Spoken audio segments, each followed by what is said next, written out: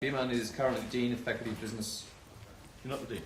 Not the Dean, actually. Formerly the Dean, now Professor of Economics at the Faculty of Business Economics, University of South Pacific in Suva.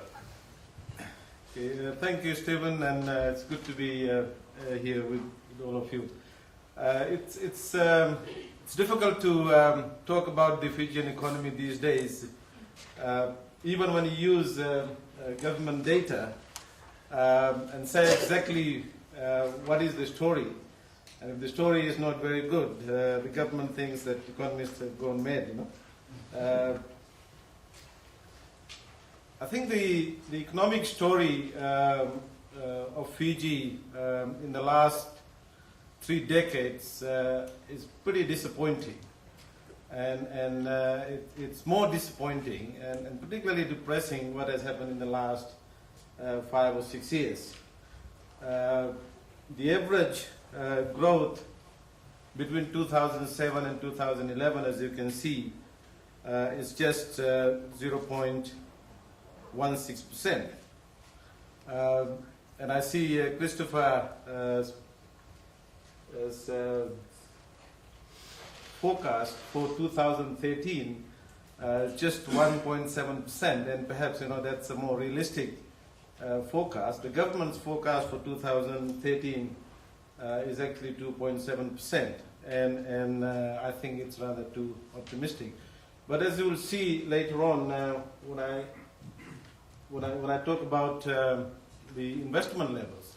But before that, if you look at the sectoral contribution of GDP, and here I think the story is that the real sector has not done well, particularly the agriculture sector, and the economy has been riding on basically on tourism and remittances. In terms of foreign exchange earners, tourism is now number 1. Second comes remittances. Third is fish. Sugar is down to the 4th. And that, I think, shows the contribution of the real sector to the GDP. The other point I want to make, a much more general point, is somewhat of a reversal of policy in Fiji. In fact, if you look at what the government has tried to do in the last 5 or 6 years, they've actually moved away from a focus on really export-oriented strategy, trade, to more an import substitution strategy. And in fact, a lot of the input subsidies for things like growing potato, when we can import potato quite cheaply at half the price of what you might sell, if you produce it in Fiji from Australia and New Zealand. The other recent example of that kind of reversal of policy and looking at input subsidies is the dairy industry. The import duty on all dairy products was increased from 15% to 32%. And basically, one particular company was given a monopoly. And this company is going to make millions of dollars out of the higher prices that consumers will have to pay.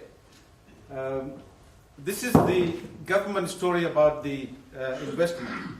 And here, basically, if you look at what the government is saying, that they're predicting a investment rate of about 25% of GDP, which should then bring us back to the growth forecast of 2.7%. In fact, if it is 25% of GDP, then you should be looking at a growth rate of about 4 to 5% in 2013.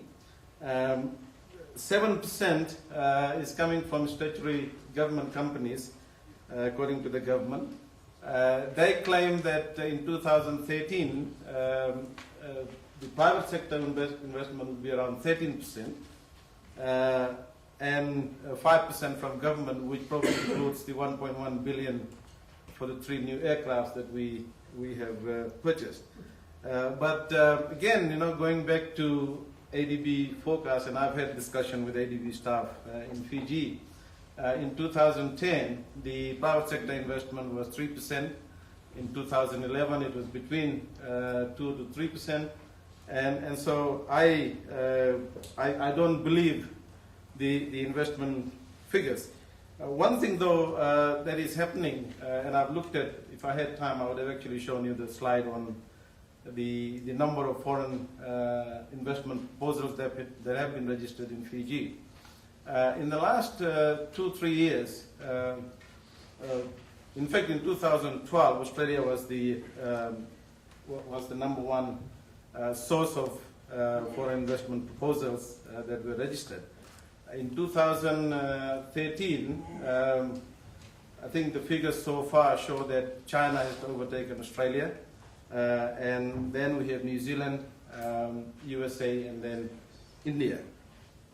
So in some sense, there is a lot of interest in Fiji.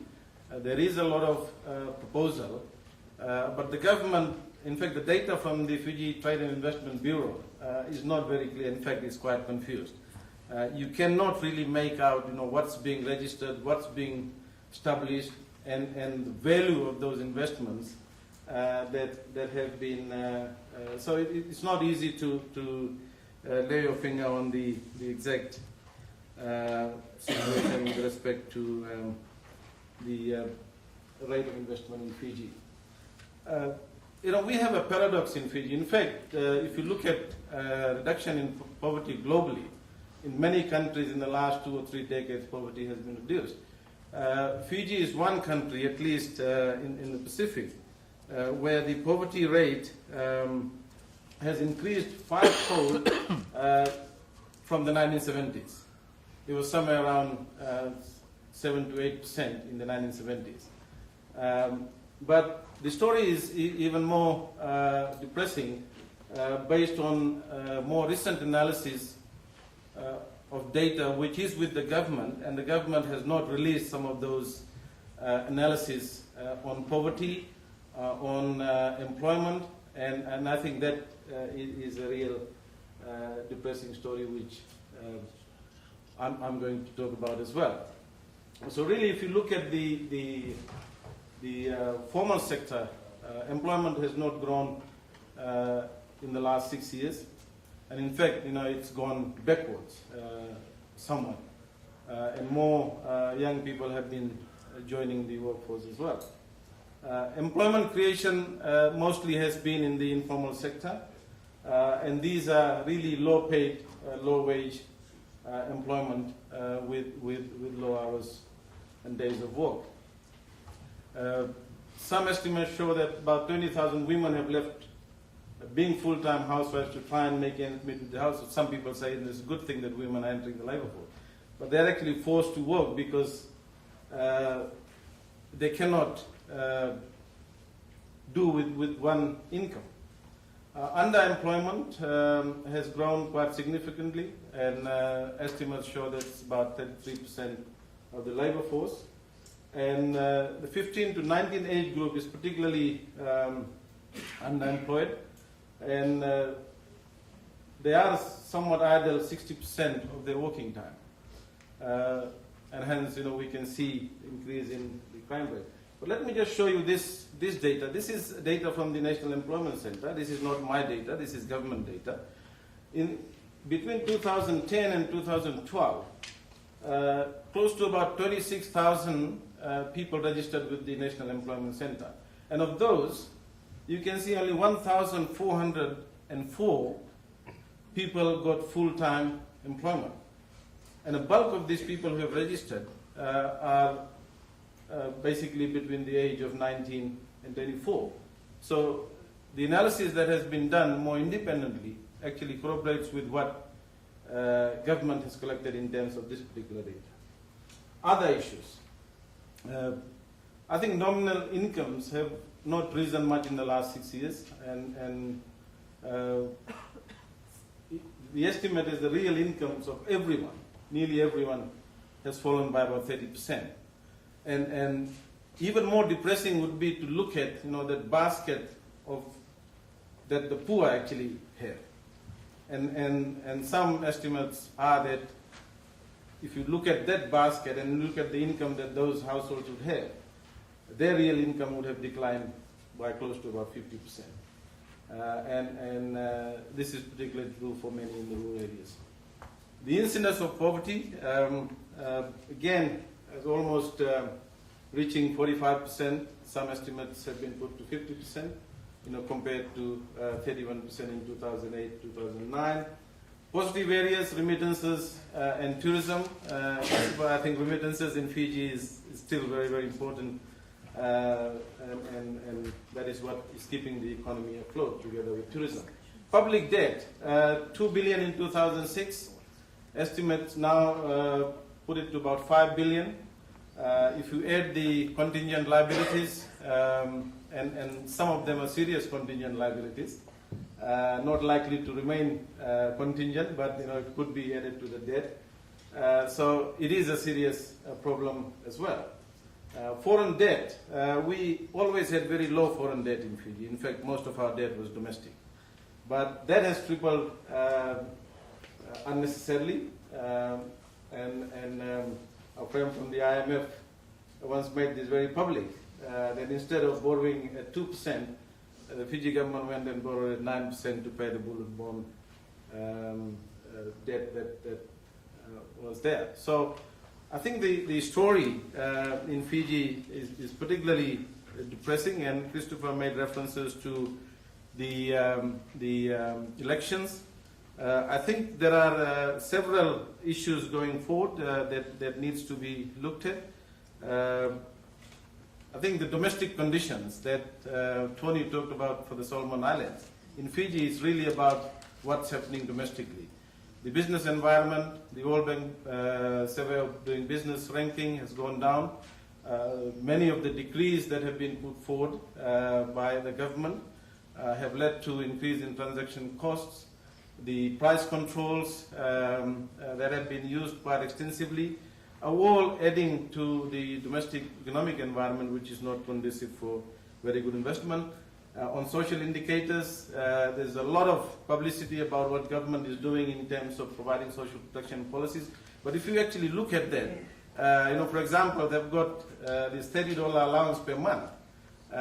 For people who are over 70 years, it comes to $1 a day. And if you look at what the government is giving in terms of social protection policies and compare what it has taken away from the people in terms of loss of employment, loss of income, it's peanuts. Political participation, I recently called for the fact that it is not too late for the government to constitute a constituent assembly, even to debate their own draft constitution, because I think the future of Fiji, even after the election, depends on how transparent, how accountable the current constitutional process is going to be. Despite the fact that the government trashed the High Commission report, put its own draft, undertook its own consultation, it is still not too late for the Bainimarama government to call a constituent assembly, take the draft constitution through the process, and ensure that there is free and fair elections, because I think that itself could set a very good foundation for future growth. And if that doesn't happen, and even with the elections in 2014, I think we should look at another 5 or 6 or at least 10 years before we can get back and sort out the mess that we've created in the last 5 or 6 years. Thank you.